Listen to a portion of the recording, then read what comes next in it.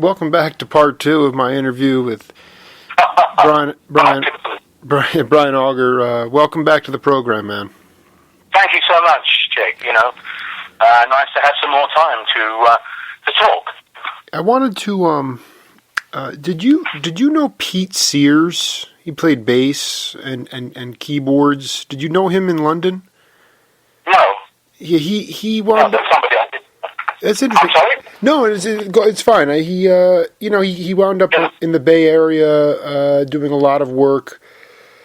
He got involved with the West Coast scene, but he started out in London in a band that had tablas and like a B-3. He played bass, but actually, this is the good thing. Can you tell me how you became comrades with John McLaughlin? Well, basically, I saw him play. He was about the same age as me. We were about 17 or 18 years old, and I saw him playing in a gig in a pub. And the next time I went out, as much as I could, I would call him to do gigs with me, and we would go out. We did. Sorry, man. It's okay. We did a lot of particularly on the weekends, of playing for American troops, airmen, and soldiers on the Air Force bases and the Army bases, not only around London but further out, up north, Lake and Heath. Wow! And, wow! Yeah, so we would play at like the officers' club, or mainly at the kind of NCOs and the enlisted men's clubs. And so, I had an agent. He would call me and say, "Do you want to do a weekend?" I would, then call people round, and and John and I did a lot of those gigs. That is awesome. So it was organ. It was like an organ trio with a guitar, drums. Well, it was. I don't know whether it was organ at the time. It was piano. Piano trio with drums and guitar and bass, like an upright bass. And the thing was, what we learned to do right away is a master at arms one night came up and said, "Hey guys, if somebody else should have played the Yellow Rose of Texas, don't do it." And I said, "Really? I wonder why not?" No, just don't do it, man. Take my word for it. And he said, and if somebody comes up and asks you to play Yankee Doodle Dandy, don't do that either. He says, I don't want any trouble here and no riots. Hold on. So go ahead. Yeah. No, what was the? What was John? John was playing what instrument? He was playing a Gretsch Kentuckian, and in a kind of a pale green color, and also he was amazing, man, because he played so much like Wes Montgomery in those days. Really? And he also was a devotee of a guy called Tal Farlow, a guitar player. I know Tal. He's a great player. Yeah. And John was into, but mainly those guys. But I remember when we went to Germany together, and I had a band in Germany for a month in Mannheim, and we were listening to Midnight Blue, actually the Blue Note album, and that was a beautiful album as well. Anyway, but I mean, the main two guys that he seemed to be listening to at the time were Tal Farlow and Wes. I'm sure he listened to other people like Barney Kessel. He knew about all those guys. But and Jack Bruce was on bass. No, Jack Bruce wasn't on bass, man. No, it was. I can't even remember who it was now. But it could change. The rhythm section could change week by week as to who was available to go with us, Right. But we spent a lot of time like that. I remember coming home, at about 6 o'clock in the morning, driving home from one of those gigs, and his second little daughter had just been born. and the midwife's car was standing outside his house. And as we arrived I was driving. I was going to drop him off home. You know, he said, "Oh my God, you know, you better come in and have a cup of tea." You know, exactly. I love it. I love it. Yeah. So that was it. And eventually, I had a band that went into the Pigalle in Piccadilly, a 5-piece with a wonderful baritone sax player called Glenn Hughes, also a really good friend of John's, and John was in that band too, and Rick Laird was on upright bass. Oh my gosh, are you kidding me? Oh my God, that's crazy. I think I got a photograph of that band somewhere. I'm gonna need the analog cassettes of the recordings of that band.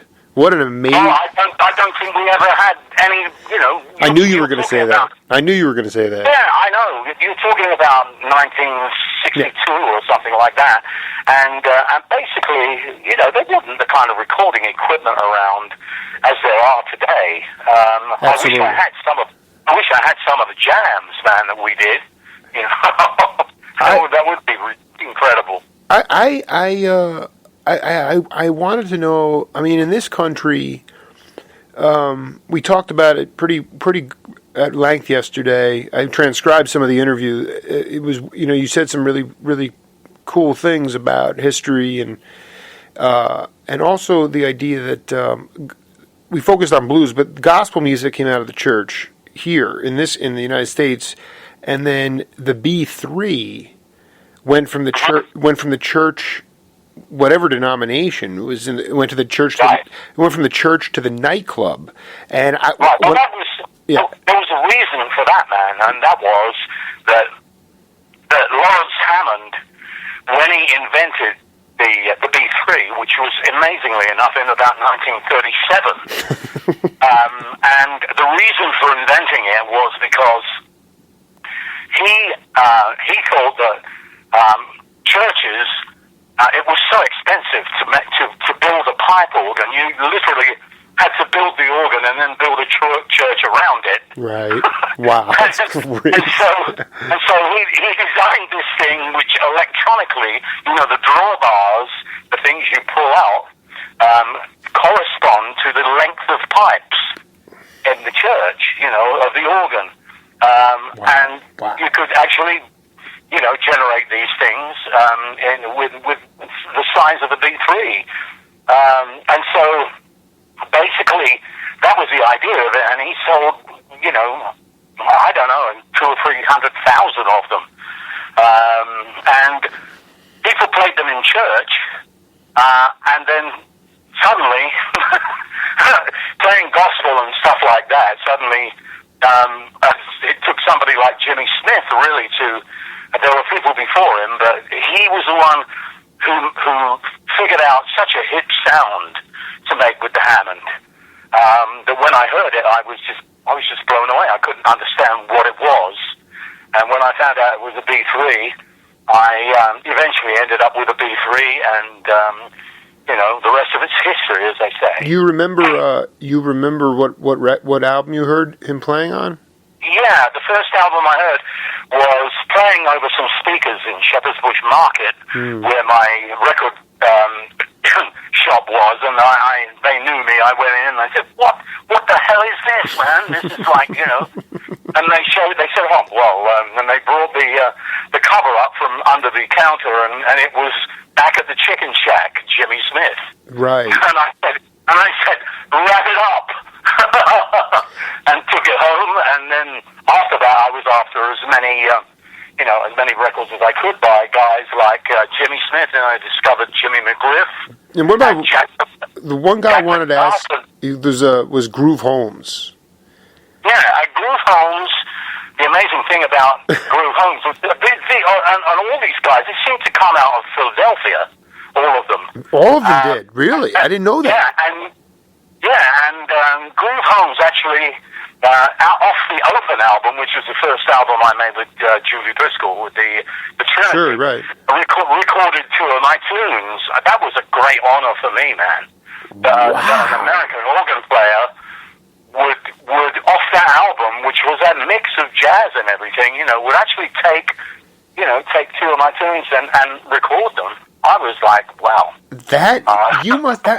Can you remember at that point, like how you felt? As far aside from the exhilaration, did it humble you to a degree too? Did it make you realize that, I don't know, that's a pretty profound moment in my mind. Well, yeah, there's two or three moments then that I remember very well, because when I started to mix everything up, the London jazz community, some of the people wouldn't even speak to me anymore, because, as they said, he's gone pop. Mm-hmm. Right. And it was very strange for a couple of years, But number one, I think that discovering that Richard Groove Holmes had actually taken two of my compositions and put them on record, what it did, it gave me a shot in the arm as far as really being confident about what I was doing, because I was kind of like in the dark before that, thinking to myself, maybe I'm just up and, going up a tributary here, and I'll be out on a limb soon, and that'll be that, Anyway, that was number one. And then a lesson I learned from Miles Davis was this guy would, he wasn't afraid to just go somewhere else. There was this run of albums, Milestones, Kind of Blue, Porgy and Bess, Sketches of Spain, Seven Steps to Heaven. They were all like, I thought, wow, this guy is absolutely fearless.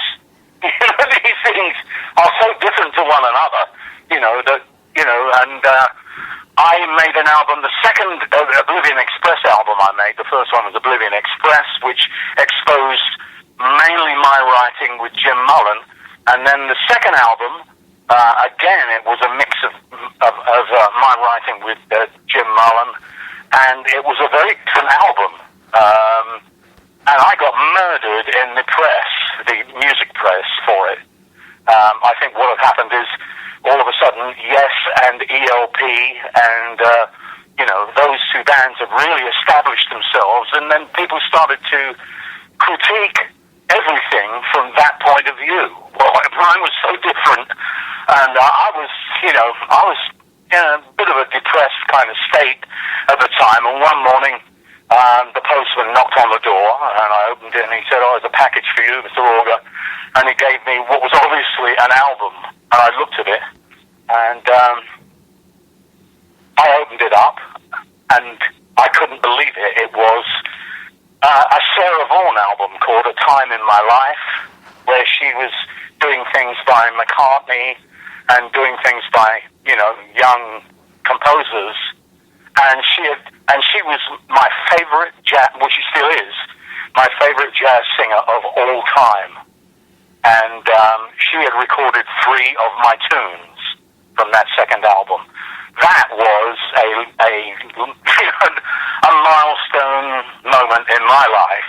It really it lifted me up so much. I was like, wow, now I've got to really get going, and push on with exactly, this music. Exactly. I made the album Second Wind exactly because I got a second wind from that. Yeah, it's funny. I just pulled up Second Wind and I'm looking at it now, and there's, Alex Lickerwood's on here. You do that Swiss Movement, the Eddie Harris tune on here. Yeah.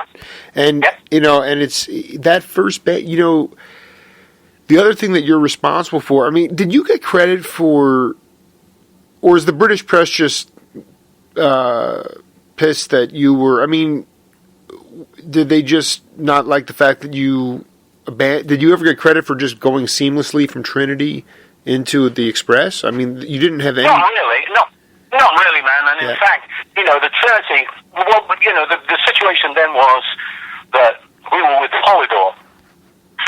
We'd had, quite some success on the charts with Julie and myself, and some number ones here and there, including London and including like France and Italy and places, European stuff.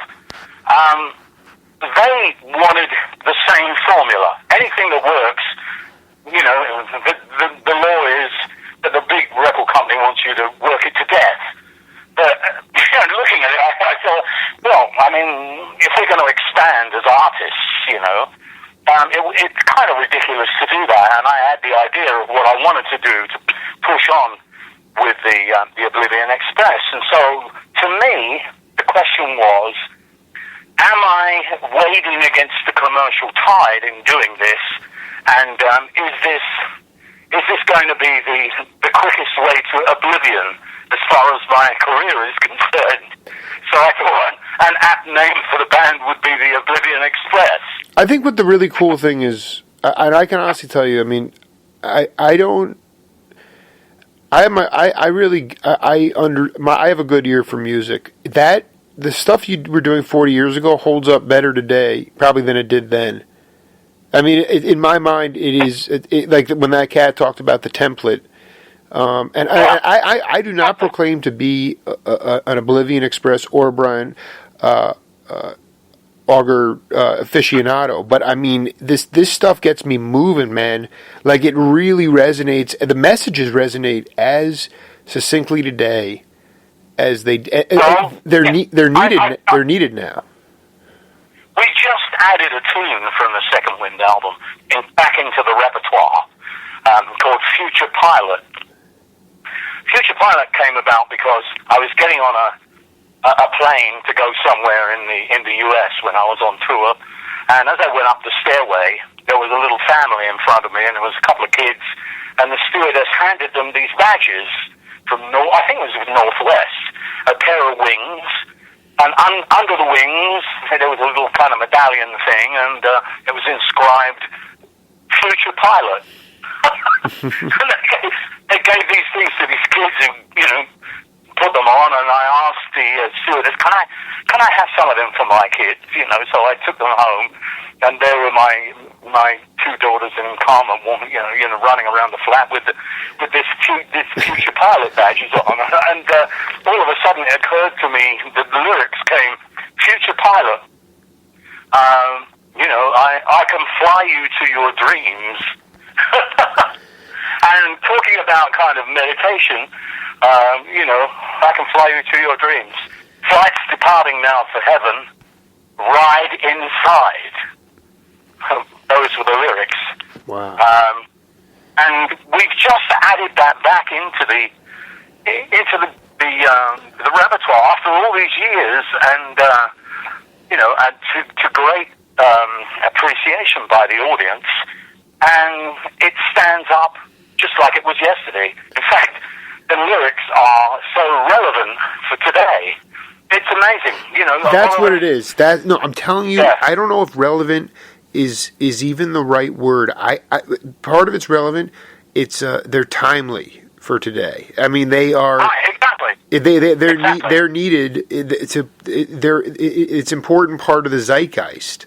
Really, I mean, it's phenomenal. Yeah, and I think that I think that there's an album like What's Going On, for example. That came out, and anybody who was into the kind of music that I was listening to at the time, and particularly the guys in my band from Guyana and from Trinidad, used to call it the Bible. Have you listened to the Bible today? It was Marvin Gaye's What's Going On. The Bible. The Bible. That's awesome. Listen to that album today, man, and tell me it is not absolutely relevant. And all the lyrics are right on the dot. Amazing. After all these years, Well, I've carved out this period of research, this 10-year pocket, and, that was...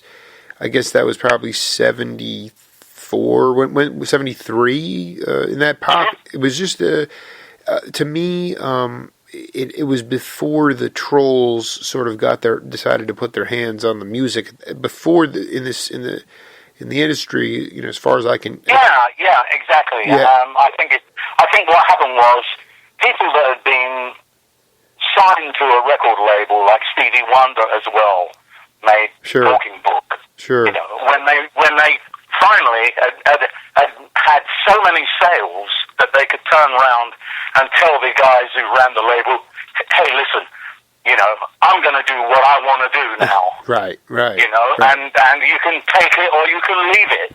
Unfortunately, they had people there that actually realized how incredible those albums were and the run of them forward from there. The Future Pilot thing, you know, the lyrics came to me. You know, what a mess, retrogress is in operation.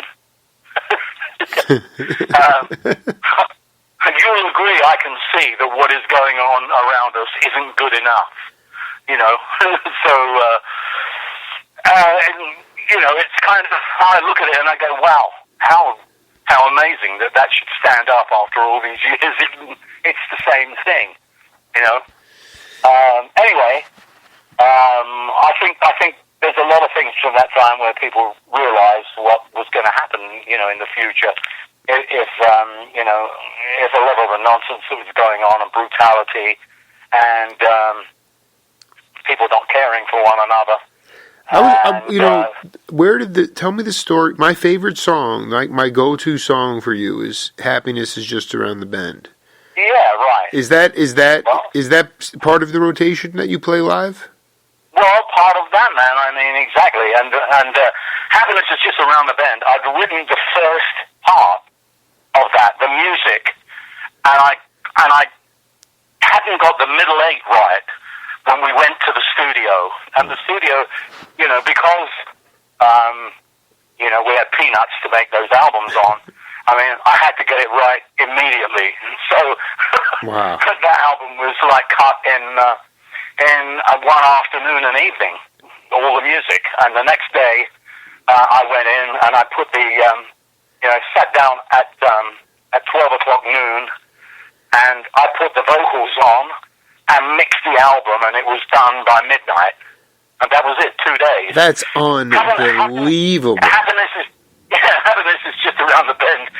I started to work on it, and then all of a sudden the middle eight chords came. I had a longer middle eight than that, and it suddenly shortened itself, and there it was. And I said, right, okay, guys, let's just take a couple of these and see what happens, you know. And so we did, and the first one was the one that really stood up. It was amazing. And then I wrote the lyrics. The lyrics seemed to just come, you know. And so I didn't really have time to think about them that much, but the music suggested, and the zeitgeist, as you were saying, suggested what they were. That is so cool to know, because that song, it gets me through every time, man. Like it's such a it's such a great. But do you play that now, or is that is that? Yes, that's another one that we've added into the, you know, we brought it back over the last couple of years, and people really respond to that, you know. It's just great. It's just so bouncy. Like those cats. How long did you wind up working with Lennox and the drummer? How did you even meet them? Well, unfortunately, man, the drummer left before the next album, and I managed to get hold of Steve Ferrone. Steve, well, that's not that. Yeah, that's good. Yeah, that's not genuine. Yeah. You know, and so Steve came in and did the Straight Ahead album with us, and he's just a fantastic player. You know, he is. And we're still in touch with him. And I did an album for a guy called Jeff Golub, who's a guitar player. Yeah, sure. And it jumped all over the kind of all the charts, man. You know. Did you ever get a chance to play with Paul Lagos? Paul Lagos, no. He was a drummer. I guess what I'm trying to, you know, one thing that I love about, I was curious about, they did this with Cal Jader a little bit. But with you did like several of the RCA, like more like 74. You captured live Oblivion, like right. And to me, it's like that is impressive stuff because you can only do so much in the studio, especially if the records, even if they translate well, but there's a whole different sound playing live. And that, to me, is what it was. Yeah. It was great. You would stretch it out, 12, 15-minute long jams. It was great. Right. Well, that was something that I decided to do. I booked the Wally Hyder mobile. I brought it to the Whiskey, and and the funny thing about that is the first track we recorded was, I think it was Beginning Again. Steve Ferrone had been out raging about the night before and turned up 40 minutes late.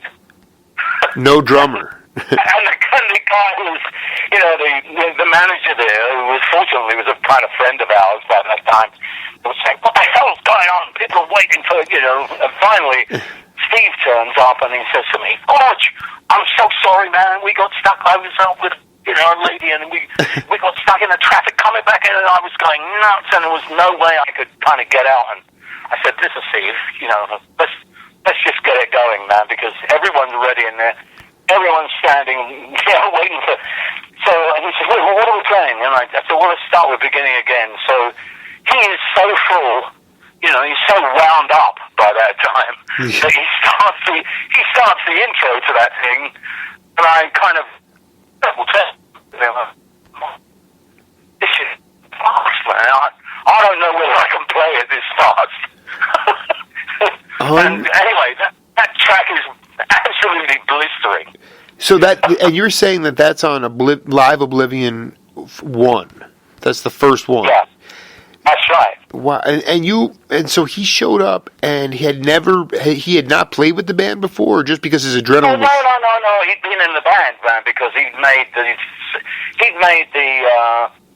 Straight Ahead album, and those two live albums followed that.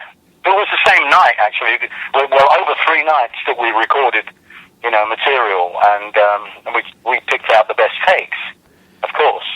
And so, yeah, he played with the band all right. I mean, we were on tour, and we'd finished up on the West Coast, so we were pretty kind of like blazing by then. Really blaze. I mean, did you ever go out on summer tours, like play 20,000-seat arena kind of things? Well, I have done that earlier on, but we've done some festivals in the States. I suppose the biggest one was in Golden Gate Park. I think there was about 80,000 people, and there was a date in Utah, I think it was, somewhere. That was due to kind of Santana being on the bill, but there was about 40,000 people that attended that. But generally, man, I played in clubs that held maybe 200, 300, 400 people. We played everything from the Turning Point in New York, which held about 70 people, to these huge places. We were able to do all of that. 70 people? 70? Yes. Oh, man. I mean, do you want to talk? It just... And everybody's played that club, man. Everyone's played that club, what is it called? What is it called? The Turnabout?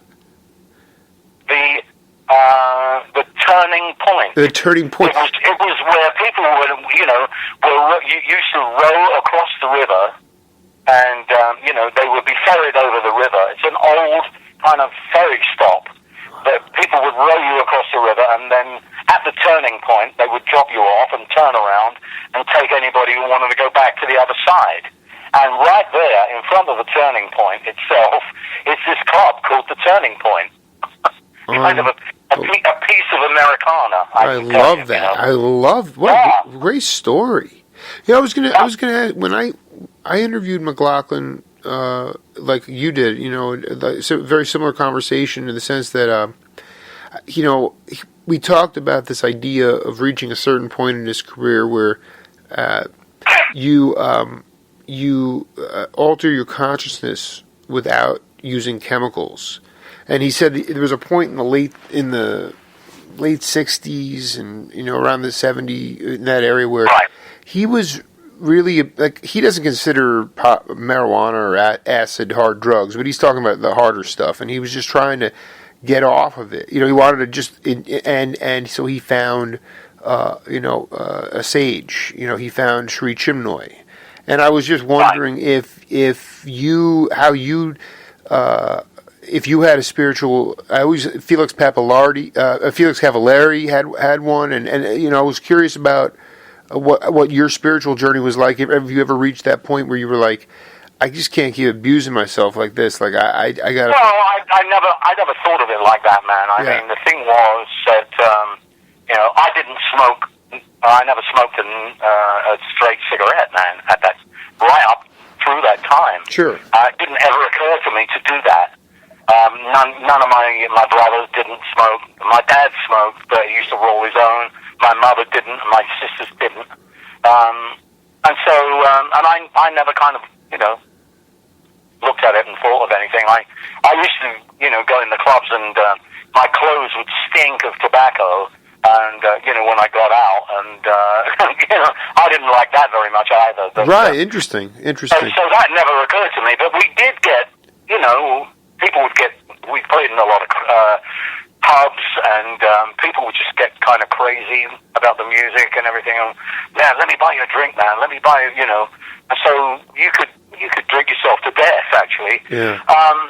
And after a while, during the steam packet, what happened? I could do with alcohol and just kind of, not get out of my mind or anything. Sure. But the next morning, I would be kind of clear and just get up and I had to drive the band at the time as well. So, I had to be kind of on my toes.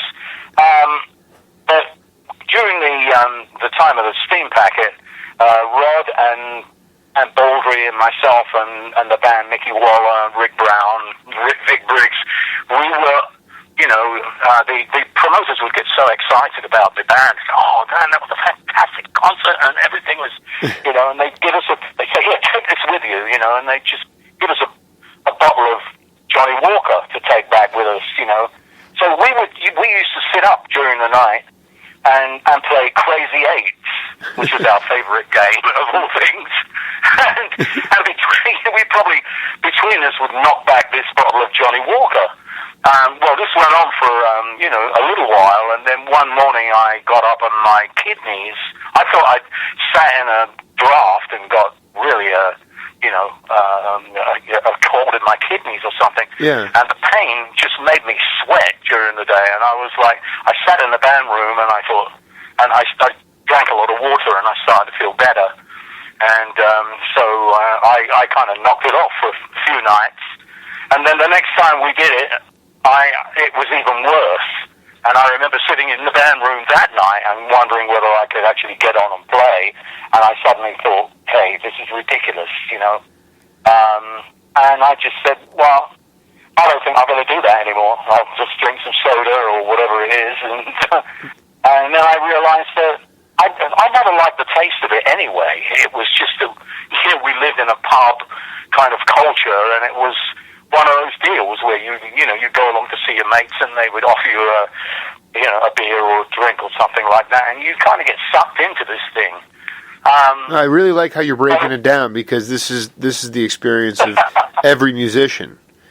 And then one yeah. and then one night I was out in Berlin, and I went to the Blue Note Club because a guy called Johnny Griffin was playing, and I knew Johnny, and Art Taylor was on drums, wow. who'd also made some cuts with John Coltrane. So I was like, wow, we've got to go and see these guys, Sure. And so we went along there, and Johnny, when we came in, Johnny signaled from the bar, let these guys in, man, they're friends of mine. Yeah. And then he brought us a beer, and he said, come downstairs to the band room. So we went downstairs, and Art was saying, hey, man, this is kind of crazy. Nobody got anything to smoke, And our drummer produced this piece of, newspaper with this brilliant green sort of grass in it. And I said, what the hell? Where did you get that from? He said, I grew it on my windowsill in Paddington. Unbelievable. Yes. It was a very hot and humid summer. So I took one look at this and says, well, that looks a bit strange to me, man. You know, and so he said, anyway, roll it up. You know, and we're like, wow, okay. So I watched these guys roll this thing up. And then we're standing around in a circle, and, you know, Johnny's speaking to me, and Art starts smoking this stuff, and then passes it around, and I mean, you know, so Johnny takes a hit, and he hands it to me, and I think, fuck, I don't even, what's this? You have to blip that. I mean, hell, you know, I don't know what to do here. I'm going to look like a complete idiot, and it's one of those times where fate takes over, and I took a hit on this stuff, and you know, and nothing happened for a while, and then suddenly I just felt completely like stoned. Sure. And Art says, "Well, I don't know what the hell this is, man, but it's not having any effect at all." And then he started to laugh hysterically. And so we all ended up standing around and, you know, and it all seemed incredibly funny. And so we laughed our heads off. And then Art says, "Johnny, man, how long we got before we start?" And Johnny says, about 15 minutes. So Art says, "Well, I'm going up now." So we went upstairs, and this drum solo broke out. And we were just helpless downstairs. It was like absolutely ridiculous. Unbelievable. Yeah, really. Unbelievable. But I mean, as far as so you didn't. But did you have a guru of any sort, any spiritual kind of? No, not really. Yeah. I was reading books. I was looking for something or other, and I was reading The Way of the White Clouds about Tibet and Tibetan Buddhism, and I was reading some books by a guy called Carlos Castaneda. It started off in 1970, and what was he writing about? Oh, he was writing about. Well, Carlos himself was a guy who went to Mexico to do you know, to do some research on plants, and was directed to this guy called Don Juan. Don Juan turned out to be a Yaqui sorcerer. Right. And those books were just absolutely mind-bending. And they struck a chord with me as well. And so, you know, but the thing was, at the time, yeah, people smoked some dope. It wasn't anything like there is out there now. Yeah. In terms of power. I mean, I couldn't deal with any of that, you know. The thing was, it was part of a search for oneself. That's all. I mean, in England, you know, cocaine and heroin was not there, basically. Anybody who started on that stuff was crazy. But it must have been incredibly difficult to get. And why get yourself into a habit that you can't get out of? Was kind of, you know, it was stupid. It wasn't anything to do with people who smoked some marijuana. It wasn't marijuana. It was mainly hashish. Right. But anyway, I can't really I can understand the debate in this. I really just don't understand like why it's such a punitive thing as it relates to marijuana. To me, like you can have everyone has their own personal experience with it, and it can be incredibly mind opening and liberating in some ways. Well, that was it, man. The first time I heard music, all of a sudden it was like I'd grown another pair of ears. Right.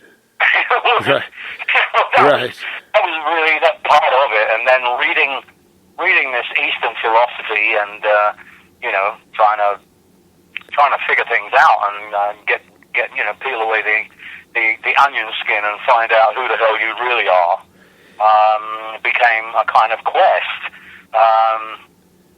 and you know, but at a certain time, even that I just quit because we started to have our kids, and it wasn't, you know, we needed to keep our eyes absolutely, and our ears open and take note, and be in contact with them. Absolutely. All the time. No, it's a very, that's, yeah, I mean, And so you couldn't sit around and, the kind of energy that they exuded was like overwhelming.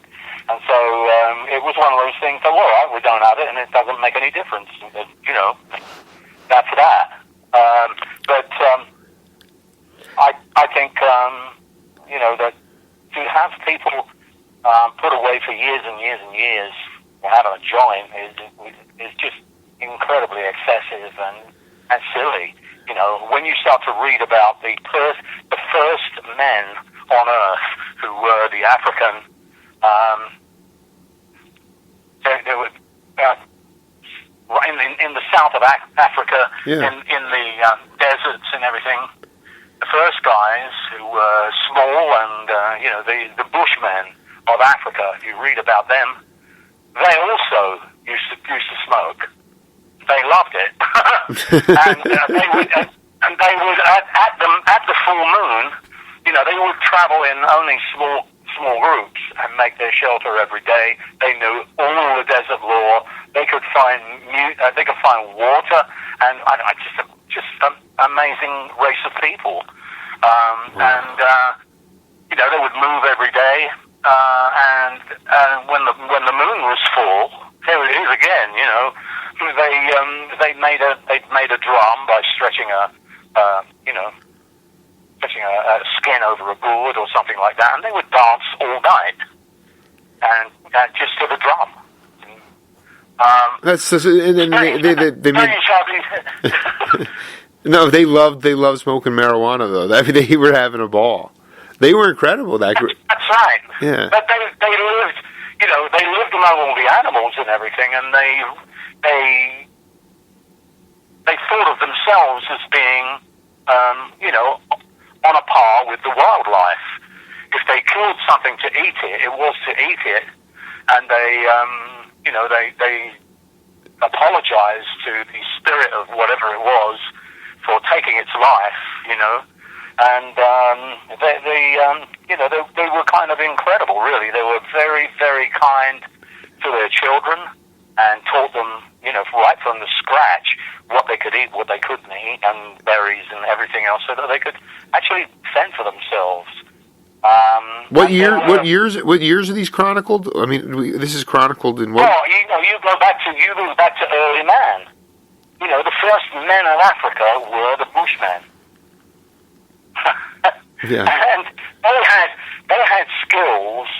They could tell if somebody was coming from a family that was miles and miles away.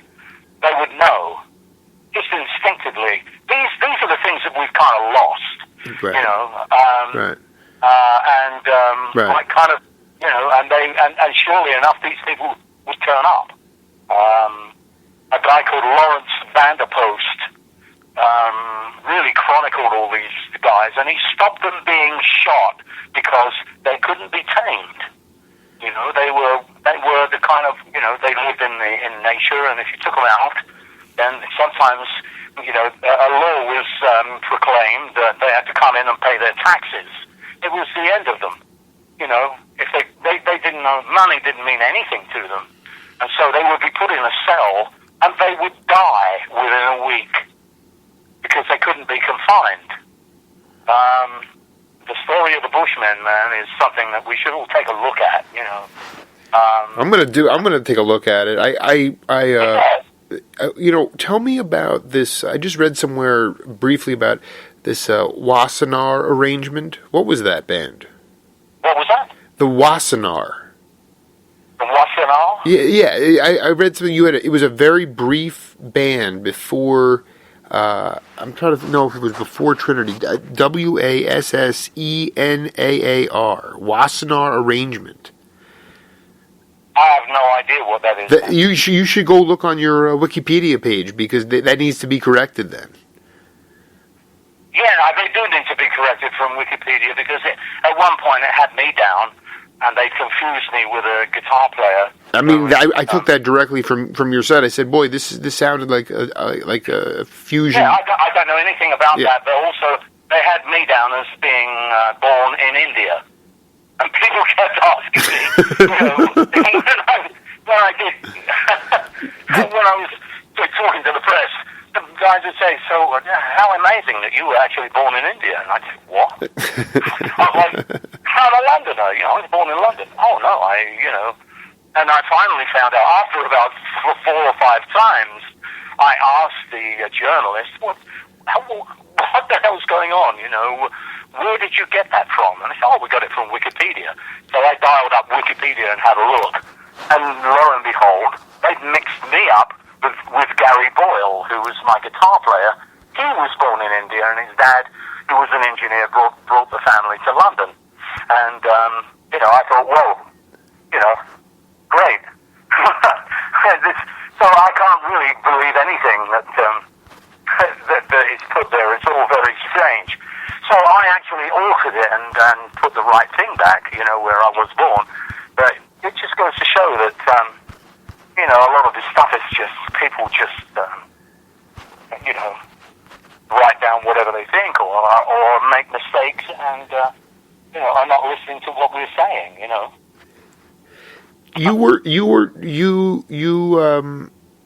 You got to know Tony Williams? Oh yeah.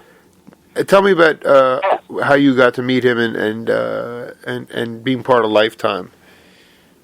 Well, I was asked to do a gig. I did some concerts with Return to Forever, and wow. Lenny White.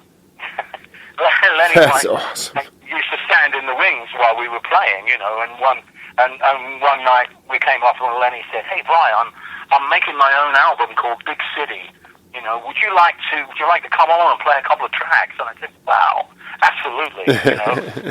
And so this was refresh my memory about what you were asking again. Yeah, no,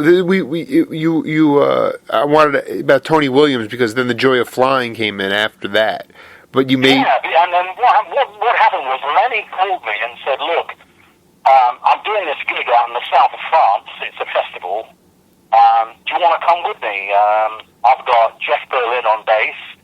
I've got, myself on drums and the Brecker brothers and Al Di Meola." And I said, "Just try and stop me." So we went and we did this gig.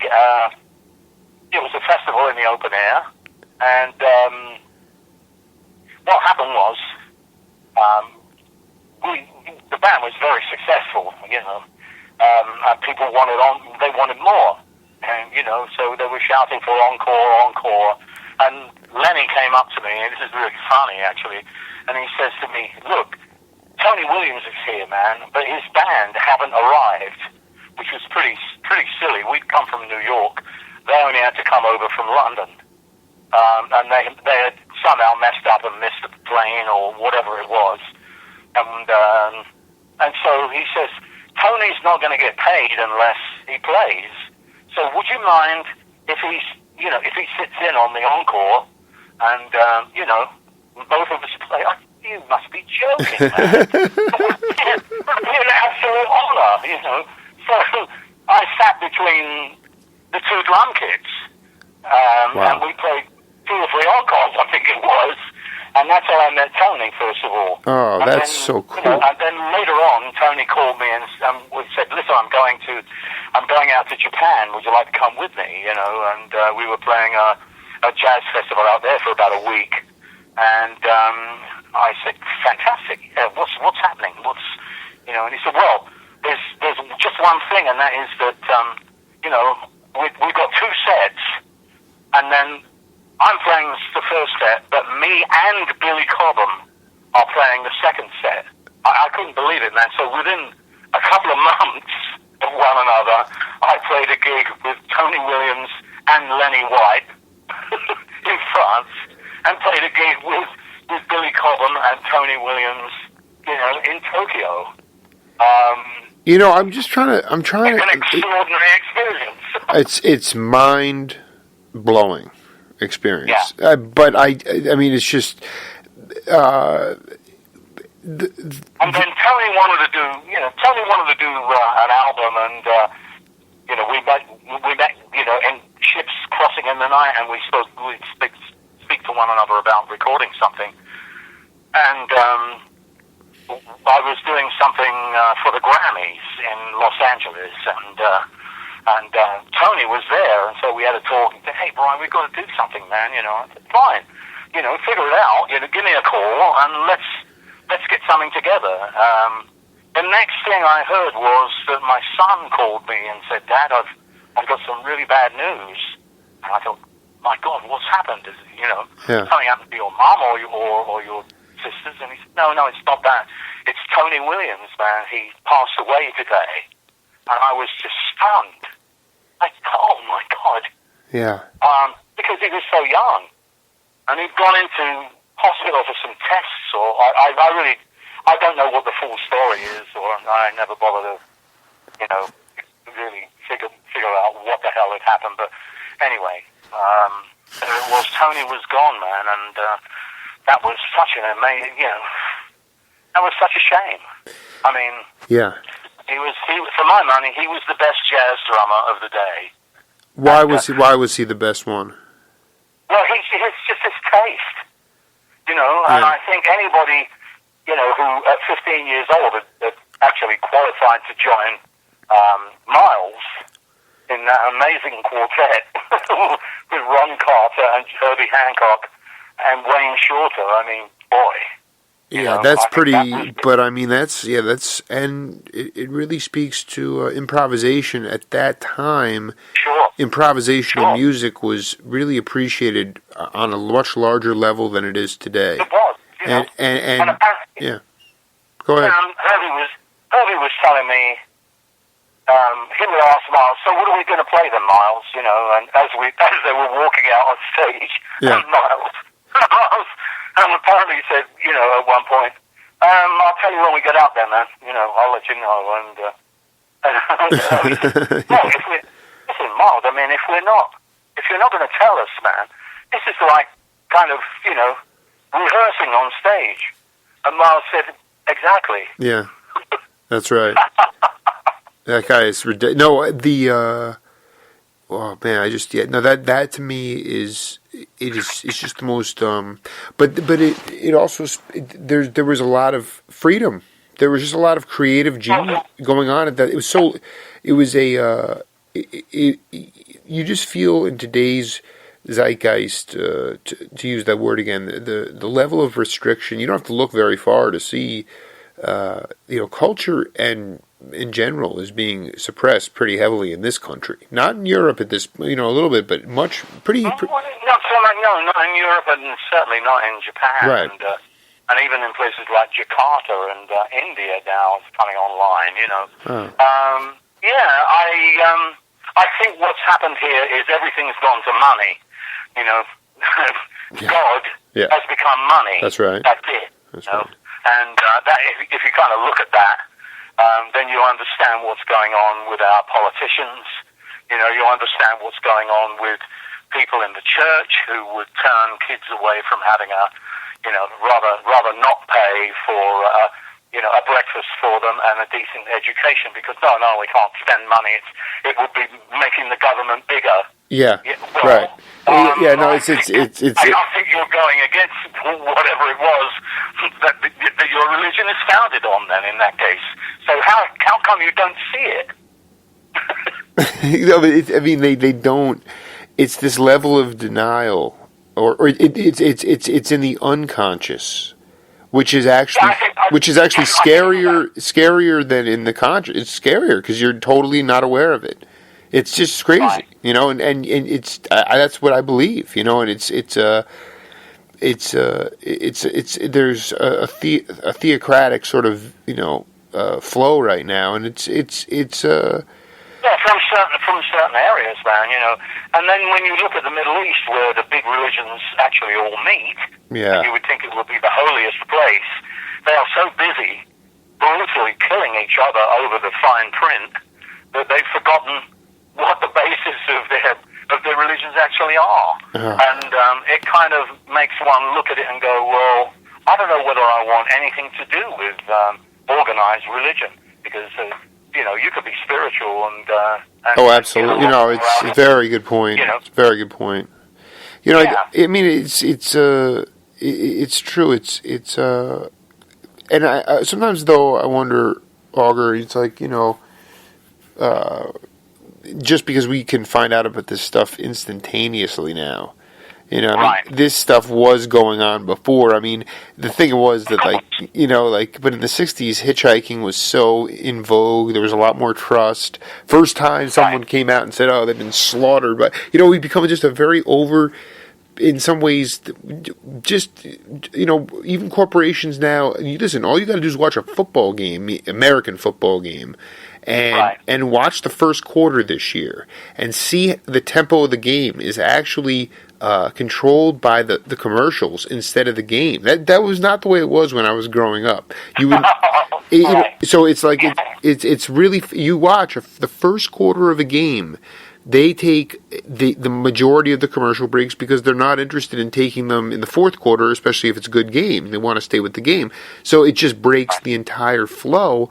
And yet I can see that, and I feel like sensitive cats can see that, but a lot of people either just their heads in the sand or they don't want to see it, or and I it does. Yeah, I think the American public really have to wake up politically.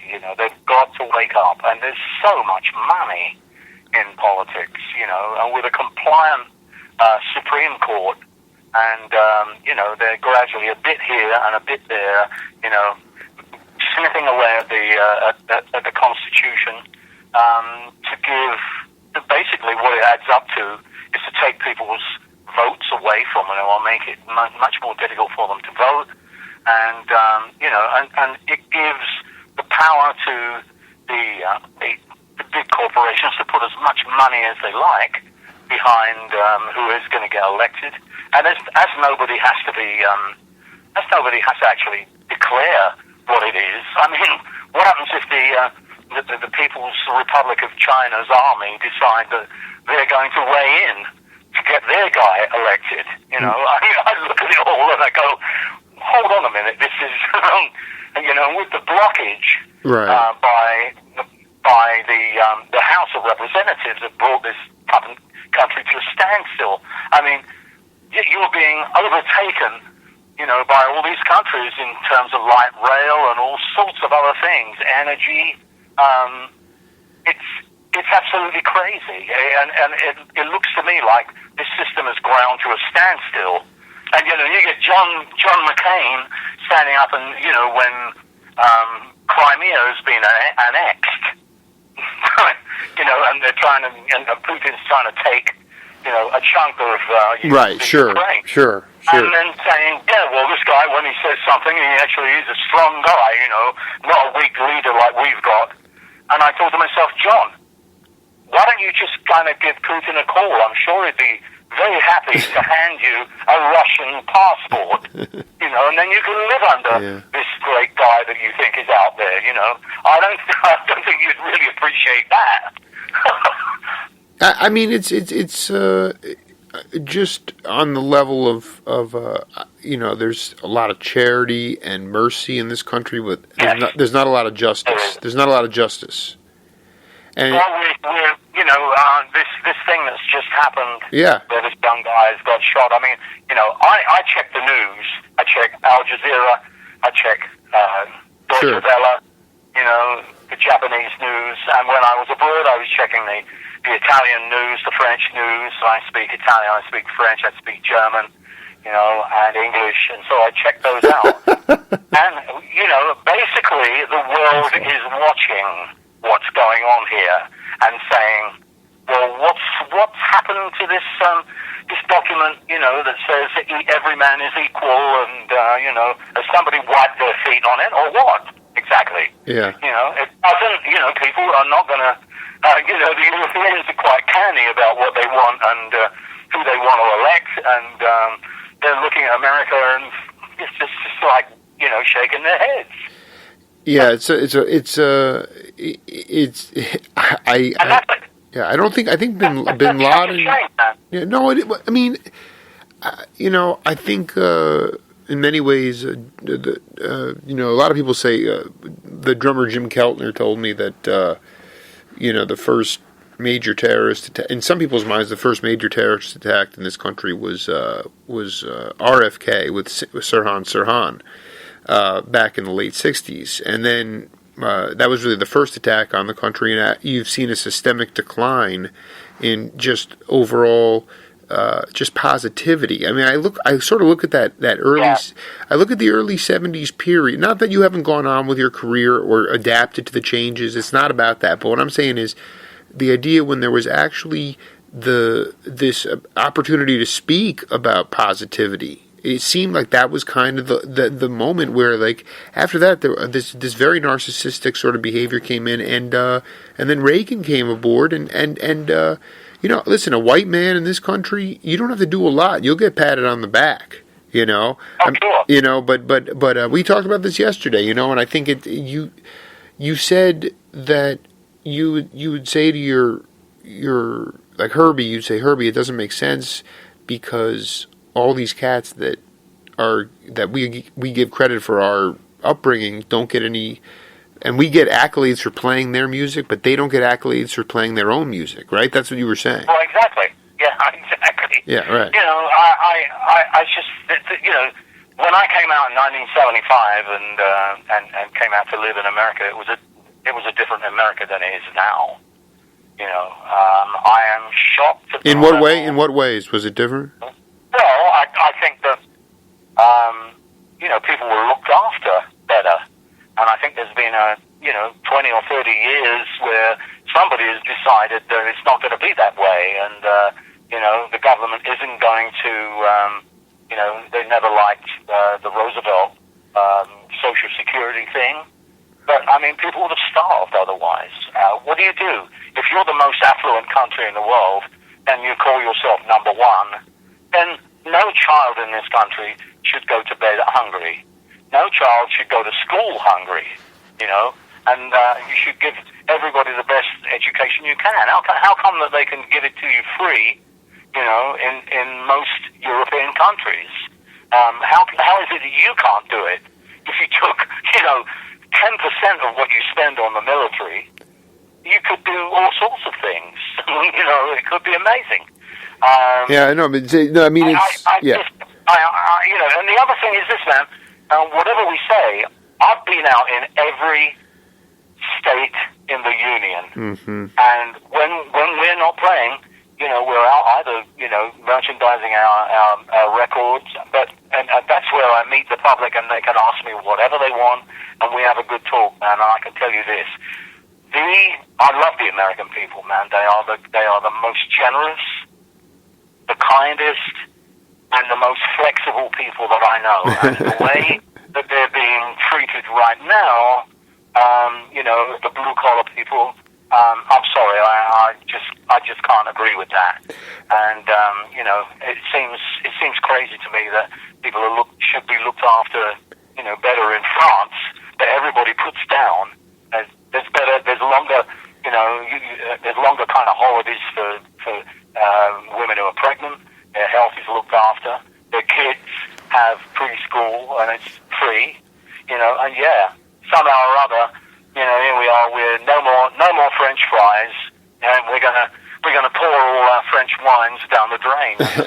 No, but have they lost their minds over there? Yeah, no, I think there's a mania that exists now, and you see it. I mean, the question really becomes, at what point do leaders, Obama can't do it on his own. He's against 9 million.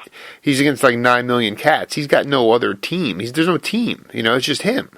And so that's part of it, is that there's no leadership, really. And I can't remember, since I've been here, that any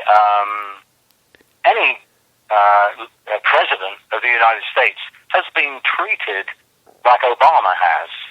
You know, I mean, well, they want to permanently erase him from the history they do. books. I mean, the amount of hatred. I don't understand it, man. I mean, it's scary to me. I have to look at what's going on, and I look at the right wing of the Republican Party, and I look at my family, man, who fought in the First World War and in the Second World War to prevent fascism taking over England and the rest of Europe. And with the help of America, we stopped that.